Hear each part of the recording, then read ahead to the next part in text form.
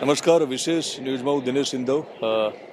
વાવ-થરાદ જિલ્લા બન્યા પછી ત્યારે એરપોર્ટનું ઉદ્ઘાટન કરવા માટે નરેન્દ્ર મોદી આવી રહ્યા છે. સ્થાનિક નેતાઓ છે, પૂર્વ ધારાસભ્ય પણ અહીંયા છે અને અત્યારે સંગઠનમાં જે ભાજપમાં સક્રિય છે બધા નેતાઓ અહીંયા છે. અને સમજવું છે કે એરપોર્ટ જ્યારે મળવાનો છે વાવ-થરાદને તો એનાથી શું ફાયદો થવાનો છે.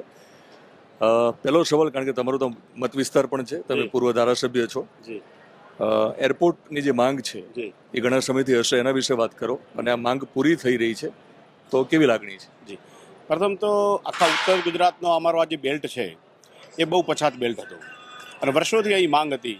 મને એમ લાગે છે કે પહેલાં તો મારે અભિનંદન, ખૂબ ખૂબ આભાર અને અભિનંદન આદરણીય પ્રધાનમંત્રી નરેન્દ્રભાઈ મોદીને આપવા છે કે જેમની દિગ્દ્રષ્ટિના કારણે અને અમારું અહીંનું જે નેતૃત્વ છે, સમગ્ર ઉત્તર ગુજરાતનું અમારું જાજરમાન નેતૃત્વ, અમારા નેતા, આ વિસ્તારના સ્પીકર, અમારા ગુજરાત વિધાનસભાના માન્ય શંકરભાઈ ચૌધરી સાહેબનું પણ સપનું હતું અને તેઓ થરાદ આવ્યા પછી એમને એમના ચૂંટણીની અંદર પણ આ વાત કરેલી, સભાની અંદર પણ, અને એમનો એક સંકલ્પ મનોમન હતો અને એમને જાહેરમાં પણ કહ્યું હતું કે આ વિસ્તારને મારે એક એવો વિસ્તાર બનાવવો છે આવનારા સમયમાં, એ ગાંધીનગર જેવો, અમદાવાદ જેવો હોય. અને એમની તો અપેક્ષા હતી કે બોમ્બે જેવો આ જિલ્લો બને, એવી અપેક્ષા હતી. મારે શંકરભાઈને પણ આ તબક્કે અભિનંદન આપવા છે કે એમને જે વચન આપ્યું હતું એ વચન પાળ્યું છે.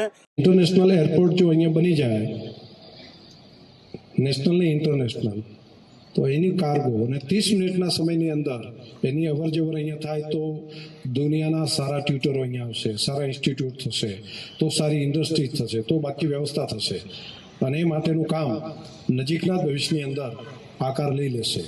એટલે એક આખું દુનિયા એ રીતે બદલાશે. આ વિસ્તારને નવો જિલ્લો બનાવ્યો છે.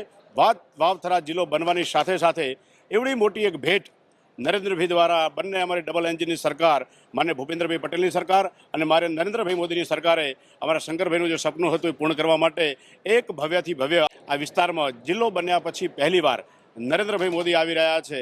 અને આ વિસ્તારમાં અને ગુજરાતની અંદર અહીંથી 19,800 કરોડનો લોકાર્પણ અને ખાતમુહૂર્ત થવા જઈ રહ્યા છે. ત્યારે આ વિસ્તારની પ્રજા આપ આવતીકાલે જોશો કે આટલા બધા કાર્યક્રમો થયા હશે, પણ આ કાર્યક્રમ એક ઐતિહાસિક કાર્યક્રમ થવાનો છે.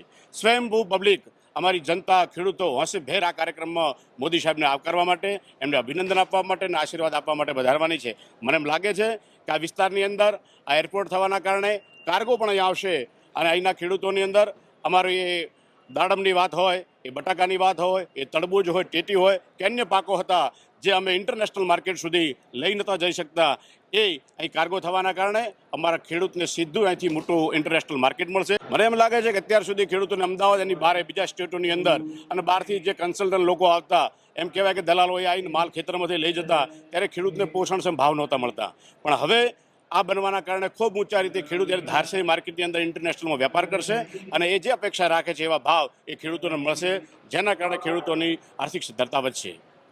ખાસ તો કનેક્ટિવિટીની વાત છે ને ટ્રાફિકની વાત કરતા હોય, એરપોર્ટ જ્યારે આવે ત્યારે થોડુંક પ્રજાને સમજવું પણ હશે કે એમને શું ફાયદો થવાનો છે. આમ તો વાત કરી જ છે, પણ જે કંઈ ખૂટતી વાત હોય તમે પૂરી કરો.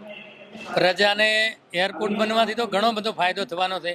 એક તો બહારની તમામ ખેડૂતોની જે પાક છે એને બહાર નિકાસ થશે, એટલે તમામ પાકોના ભાવો પણ ખૂબ વેલ્યુ એડિશન કરીને પણ બહાર મૂકી શકશે. અહીં વાવ-થરાદ અને બનાસના ખેડૂત બહુ બુદ્ધિશાળીને સારી ખેતી કરી રહ્યા છે, બાગાયત ખેતી કરી રહ્યા છે અને અહીં મીઠાનો ઉદ્યોગ પણ છે. તો આ રીતના તમામ ઉદ્યોગોની અંદર જ્યારે કાર્ગો એરપોર્ટ બનતું હોય તો એની અંદર સ્વાભાવિક છે કે એક્સપોર્ટ થાય અને એના કારણે ખૂબ જ કોઈ ટ્રાફિક, મતલબ આ એરિયાની અંદર તો અમુક ડેવલપ થશે. જ્યારે આ એરિયાની અંદર બિલકુલ અત્યારે અમે વાત કરીએ તો અહીં ખાલી એક નાની દુકાન કરવી હોય તો લોકોને એવું હતું ને આજે અહીં હોટલોની રિસોર્ટ બનશે તો ખેડૂતોને પણ ખૂબ ખુશી છે અને તમામ જનતાને ખૂબ ખુશી છે. એનું કારણ છે કે નવો વાવ-થરાદ જિલ્લો બન્યો, એ પણ બહુ ખુશીની વાત હતી. જિલ્લો બન્યા પછી પણ લોકોમાં ખૂબ ખુશી હતી અને જેમ વાત કરી કે શંકરભાઈ ચૌધરી સાહેબે જે વચન આપ્યું હતું કે નવો જિલ્લો બનશે, જિલ્લો પણ ભારતની અંદર જે 10 જિલ્લાઓ છે એમાં જિલ્લો બનશે, એ શરૂઆત અત્યારે થઈ ગઈ છે આજે આ એરપોર્ટ બનવાના કારણે. એટલે ખૂબ જ ખુશી છે ખેડૂતોમાં. દિનેશભાઈ, જે રીતે મેં સમીક્ષા કરી તો અહીંયા આ જિલ્લામાં છેલ્લા ઘણા સમયથી એક વિઝન સાથે કામ થઈ રહ્યું છે અને એ વિઝન શંકરભાઈ ચૌધરીનું છે અને એ વિઝન પ્રમાણે જ કામ થઈ રહ્યું છે અત્યાર સુધી. આમ તો ગુજરાતનું ધબકતું હૃદય એટલે બનાસકાંઠા, અને એ જ બનાસકાંઠામાંથી બૃહદ બનાસકાંઠા એટલે વાવ-થરાદ જિલ્લો અલગ થયો.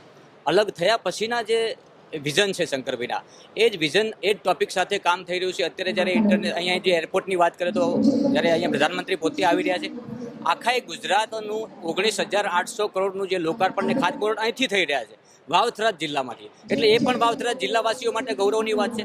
વિશેષ વાત કે અહીંયા ઇન્ટરનેશનલ બોર્ડર આવેલી છે ભારત અને પાકિસ્તાનની, તો બોર્ડર સિક્યુરિટી વધારે સક્ષમ બનશે.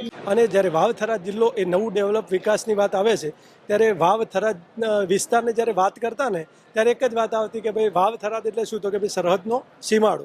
અહીંયા શું મળતું, તો તમે મોટા ભાગે જાઓ ત્યારે ખેતી વગરની બંજર જમીનો જોવા મળતી, અહીંયા કોરું રણ જોવા મળતું.